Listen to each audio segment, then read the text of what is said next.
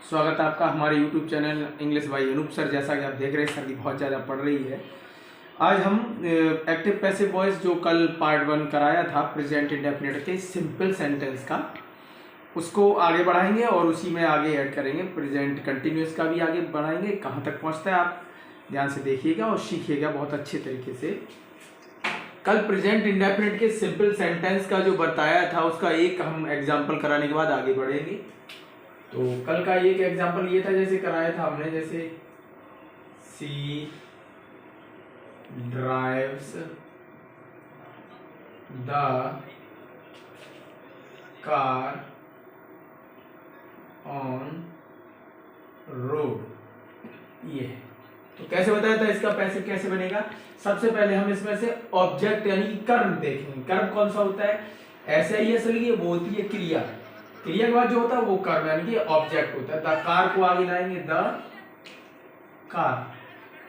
अब इसके अकॉर्डिंग ऐसे ही ऐसे लगी या क्रिया की फर्स्ट फॉर्म लिखी हुई है, तो उसके लिए पैसिव में इज एम आर इसके अकॉर्डिंग लगाते हैं। अब कार एक वचन है तो क्या लगेगा, इज। The car is. जैसे ही हेल्पिंग वर्ब लगाते हैं वैसे ही वर्ब की थर्ड फॉर्म लगाते हैं, तो ड्राइव की क्या हो जाएगी, ड्राइवन। फिर बचा हुआ जो भी है सब लिख देते हैं। द कार तो लग चुका है, हेल्पिंग वर्ब लग गई है, ड्राइवर लग गई है, ऑन रोड बचा है तो ऑन रोड। जब कुछ ना बचे तो पीछे बाई, और आगे वाले को जब पीछे लिखते हैं तो क्या बताया था, सी का क्या हो जाएगा, हर। सी का हर हो जाता है, ही का हिम हो जाता है। ये था कल के रिवीजन के तौर पर किस तरीके से सिंपल हमने किए थे। आज करेंगे हम नेगेटिव वाले।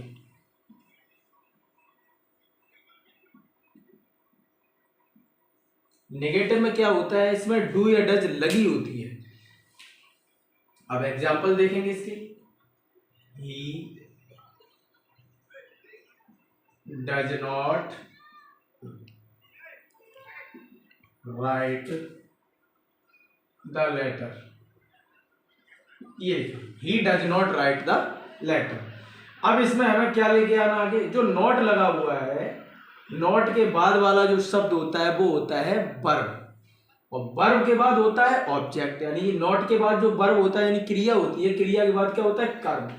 तो याद रखें ये बहुत सिंपल है। नॉट के बाद जो शब्द लिखा है उसे छोड़ दो, उसके आगे जो लिखा है उसी को आगे ले आओ। तो द लेटर को आगे ले आएंगे, the letter.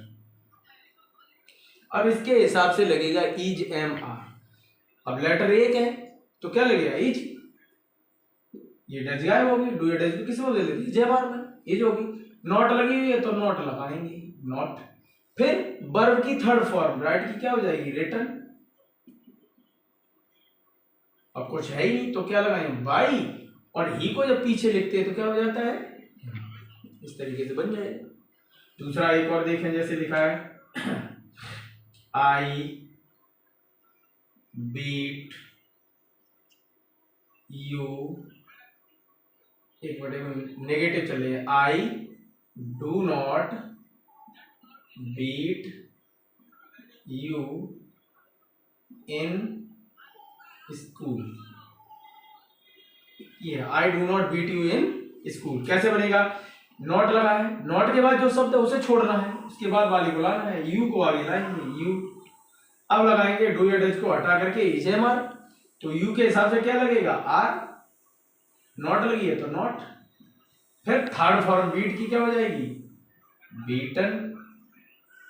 You are not beaten. फिर बचा हुआ जो भी है वो सब लिख देंगे। क्या बचा है, यू लग चुका है, बीट लग चुका है, ये सब लग चुका है, इन स्कूल नहीं लगा, लगा देंगे इन स्कूल।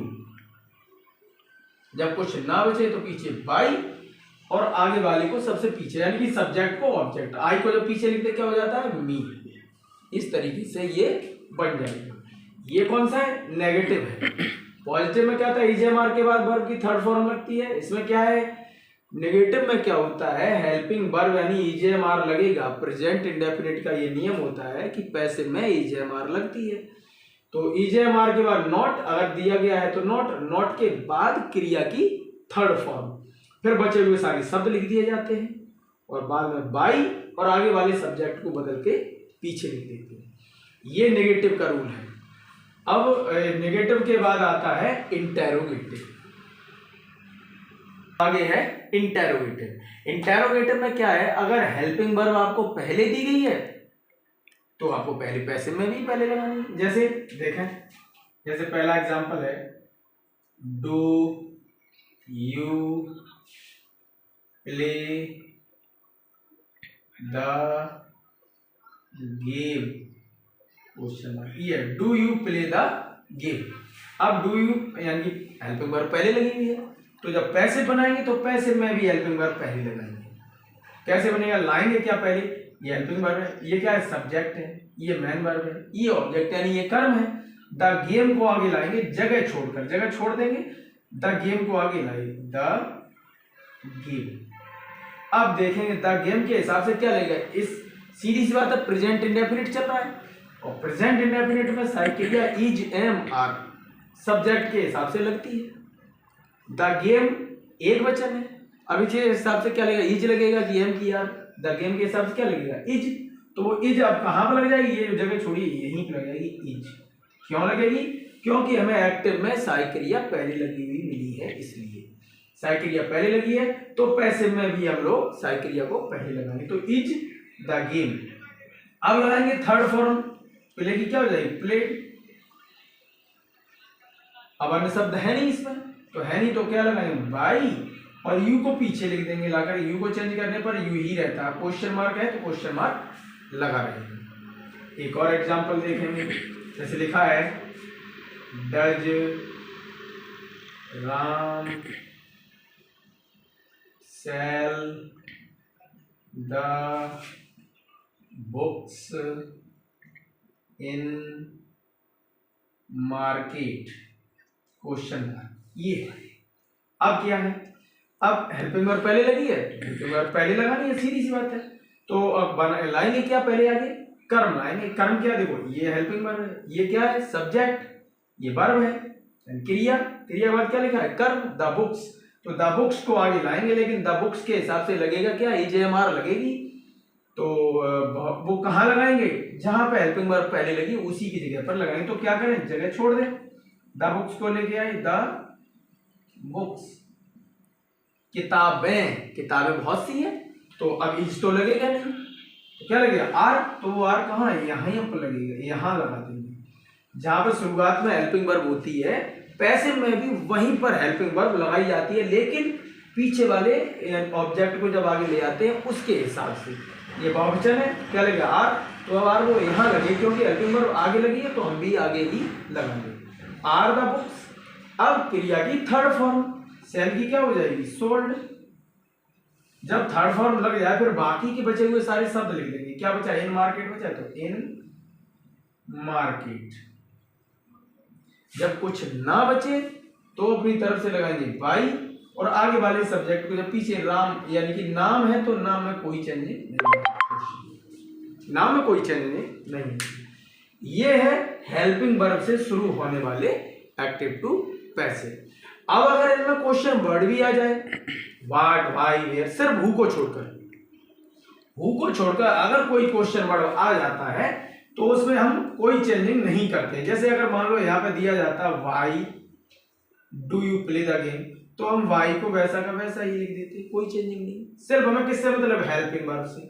अगर जैसे मान लो इसमें होता वेयर डज राम सेल, तो इसको वेयर को हम वैसा का वैसा ही जोड़ देते। यानी कि हमें क्वेश्चन वर्ड से कोई मतलब नहीं, जो भी क्वेश्चन वर्ड दिया होगा उसे हम वैसा ही जोड़ देंगे, हु को छोड़कर।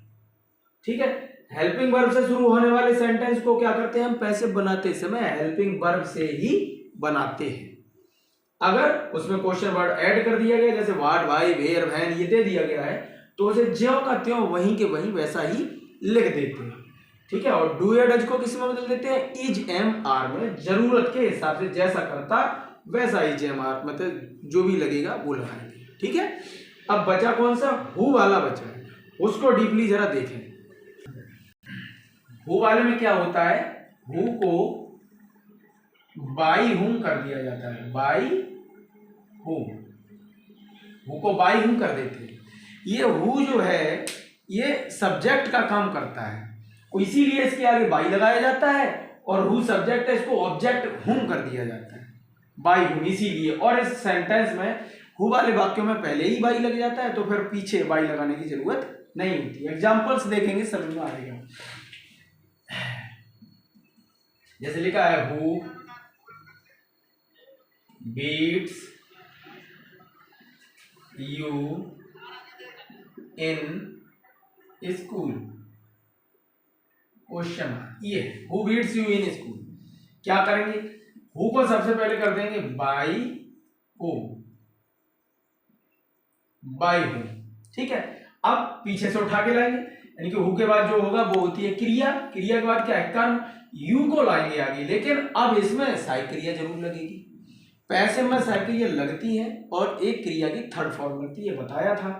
तो यू को आगे लाएंगे, उसके हिसाब से लगेगा क्या, EJMR में से आर लगेगा, तो वो आर पहले लगेगी, क्योंकि ये क्वेश्चन मार्क वाले सेंटेंस का नियम होता है, क्वेश्चन वर्ड लगाने के बाद हेल्पिंग वर्ब जरूर लगेगी।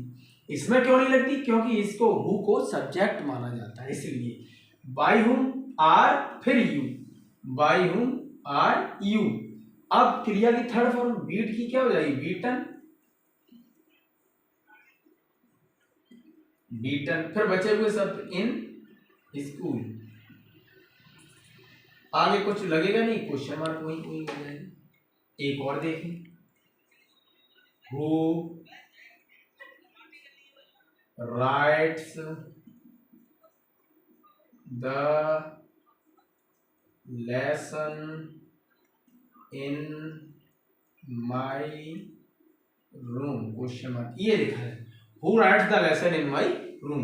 कैसे बनेगा, सबसे पहले हु को कर देंगे बाई होम, अब लगेगी हेल्पिंग वर्ब, लेकिन किसके हिसाब से, इसके हिसाब से। द लेसन, देखो क्वेश्चन वर्ड है, क्रिया है और ये कर्म है। द लेसन एक वचन है तो क्या लगेगा, is the lesson, by whom is the lesson. अब लगाएंगे क्रिया की थर्ड फॉर्म, राइट की थर्ड फॉर्म क्या हो जाएगी, रिटन। फिर बचे हुए सारे शब्द लिख देंगे इन माई रूम, कुछ है ही नहीं तो क्वेश्चन मार्क लगा देंगे। अब बाई लगेगा नहीं, क्यों, बाई पहले ही लगा दिया, बाई हु का बाई होम कर दिया। तो हु वाले सेंटेंस का इस प्रकार से करते हैं। तो ये तो थे प्रेजेंट इंडेफिनिट के active to passive voice. Present indefinite के एक्टिव टू पैसिव वॉइस के सारे नियम हो गए, सारे एग्जांपल्स हो गए। अब आगे जो टॉपिक चलेगा वो होगा प्रेजेंट कंटिन्यूअस का, उसको हम बेहतरीन तरीके से और अच्छे तरीके से समझाएंगे।